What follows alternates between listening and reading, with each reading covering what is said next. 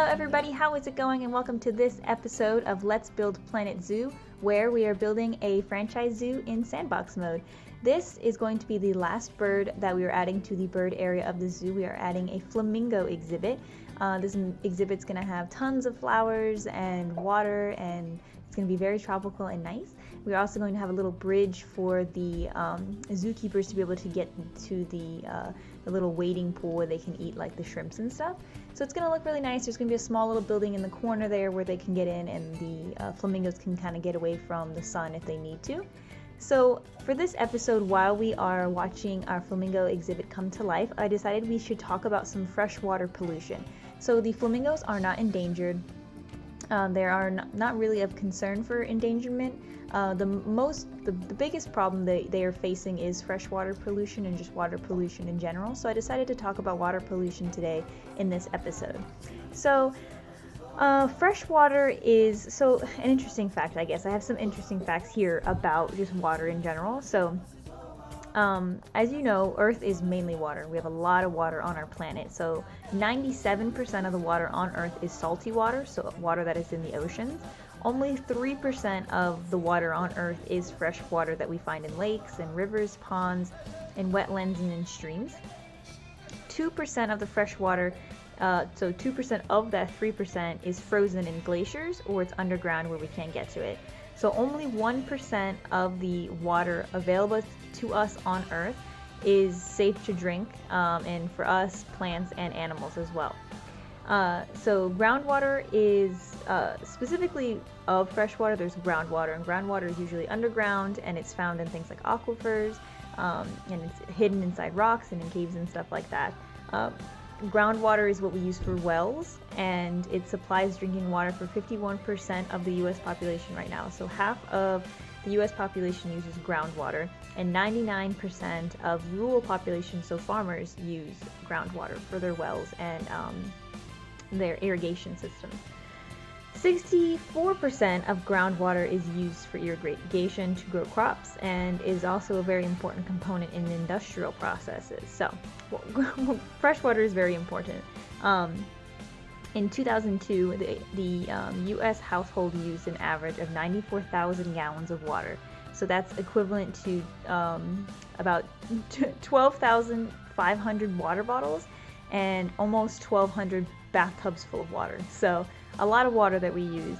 But a survey in 2000 that was published by the EPA found that almost 40% of all the U.S. rivers and 45% of lakes are polluted right now. So freshwater is vulnerable to pollution from pipes or precipitation from rain, and mostly the biggest problem for pollution is runoff.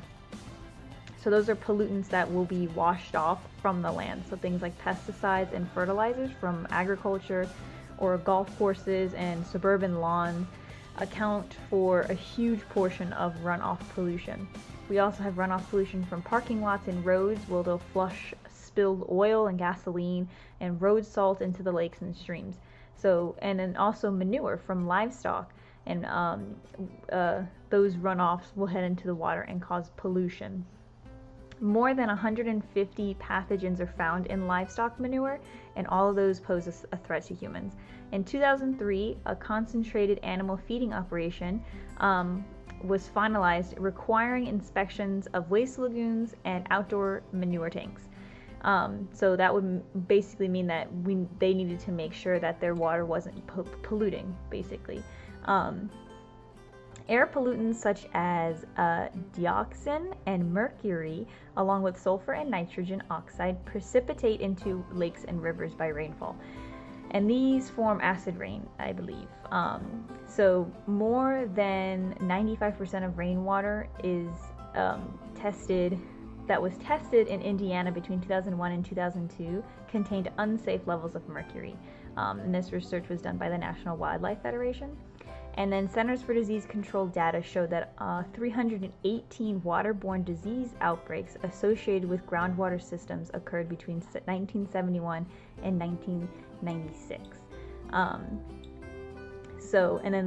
Leaking underground oil tanks and spills from gas stations also contribute different chemicals like benzene, and stuff like that into the groundwater. And in 2001, 400,000 leaky underground storage tanks were reported in the US. So you can see that there's a lot of things that can run off from things that we use every day. So cars and gas stations and irrigation, can wash pesticides out from agriculture. So all the things that we are doing here on land runs off into the water and causes pollution. So what can we do?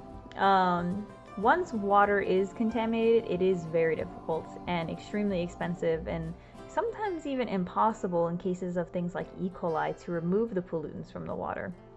And there are technologies to remove those contaminants, though, that have been developed and will help reduce it hugely.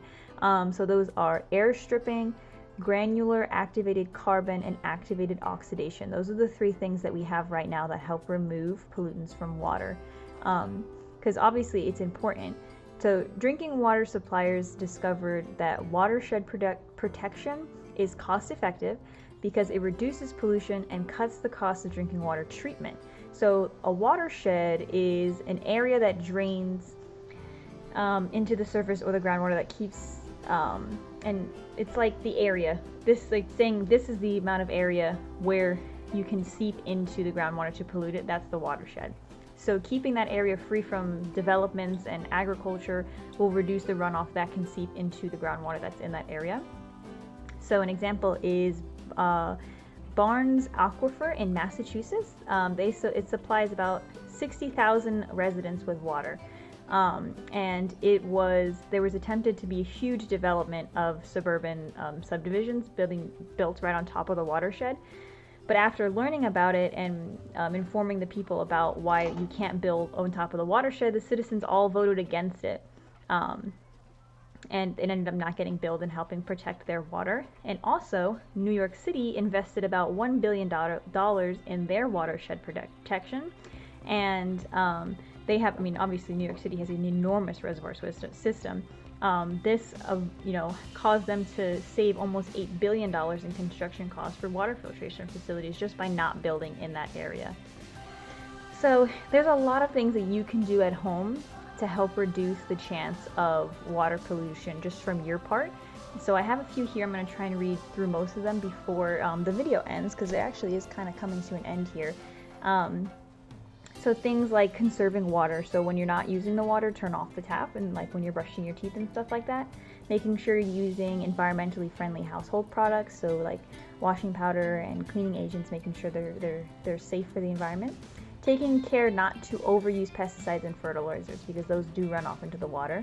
Don't litter in rivers and lakes. Clean up your litter. Don't pour fat down the drain. Make sure you put it into a jar, and when it's full, it'll turn into a solid, and then you can throw that away. Don't dispose of chemicals down the drain or down your toilet. Don't flush any pills or medication. Avoid throwing paper products into the toilet when you could have just thrown them in the trash. Don't put too much food in your garbage disposal. You can compost your vegetable scraps. Something that I thought was interesting was, if you can't afford to get a water efficient toilet, something that you can do is put a brick in there, a brick or two, and I guess like a brick, like a building brick, and it'll help reduce the amount of water that is flushed down your toilet each time. So I thought that was kind of cool. Also minimizing things like pesticides and fertilizers, don't dispose of them, your motor oil and things like that. Eating organic food also helps because that reduces fertilizers and stuff that they have to use. And if you want to read some more of them, I do have this posted on my blog, and I'll leave that link in the description box below so you can read this more in full and get some more facts and things, as well as more tips about how to reduce water pollution in your own home. So make sure you take a look at it. Thank you guys for watching this episode. It is coming to an end. We have some videos here. You can see the flamingos enjoying their little exhibit here. It came out really nice, and in the next episode we're going to start on some safari animals. So I hope to see you there. Hit the like button if you guys are enjoying. Have a wonderful night. Goodbye.